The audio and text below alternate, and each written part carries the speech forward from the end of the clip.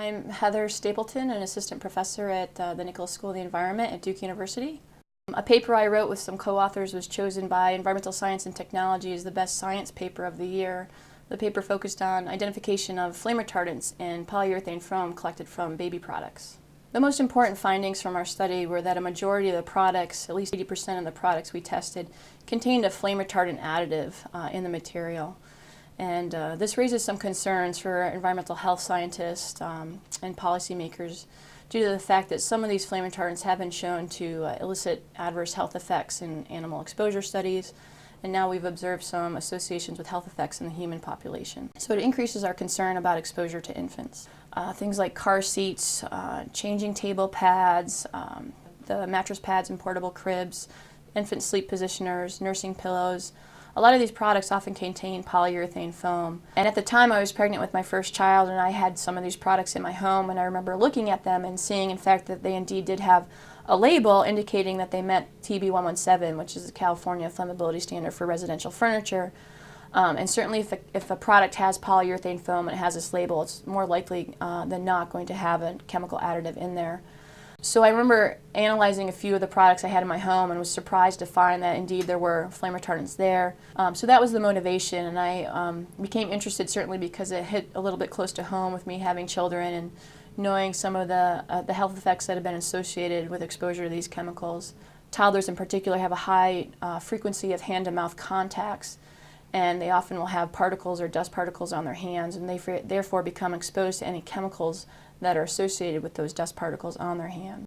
So prior to our study, we had very little information about how often or how many of these types of chemicals were used in these products, which is why it was a motivating factor for our study. Polybrominated diphenyl ethers are a large class of brominated flame retardants, and they're actually found in 3 different commercial mixtures.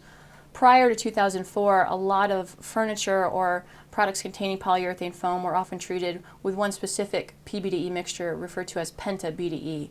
Unfortunately, science has discovered that the penta-BDE formulation was very persistent in the environment. The components of that mixture are very bioaccumulative and biomagnify in food chains.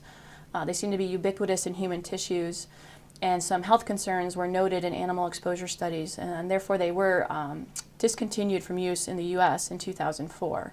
However, our study, we found that while some products still in use contain PBDEs, of the 100 products we tested, we only detected the penta-BDE formulation in about 5 of the samples. Most of the samples contained a flame retardant, flame retardants that are being used as replacements for penta-BDE.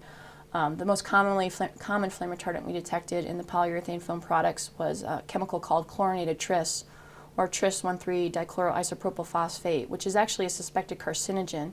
So we're hoping to more accurately determine what children's exposure to these chemicals are, and then hopefully we can work with other scientists, epidemiologists, and environmental health scientists to determine if there are any health effects noted from exposure to these chemicals. I was very excited to hear that this was chosen as the best science paper of the year. I hope that by receiving this award it might draw attention to the issue of flame retardant use and raise more awareness of the potential problems, and at least lead to more concerns about the policy change, reform, or at least lead to further research on these chemicals.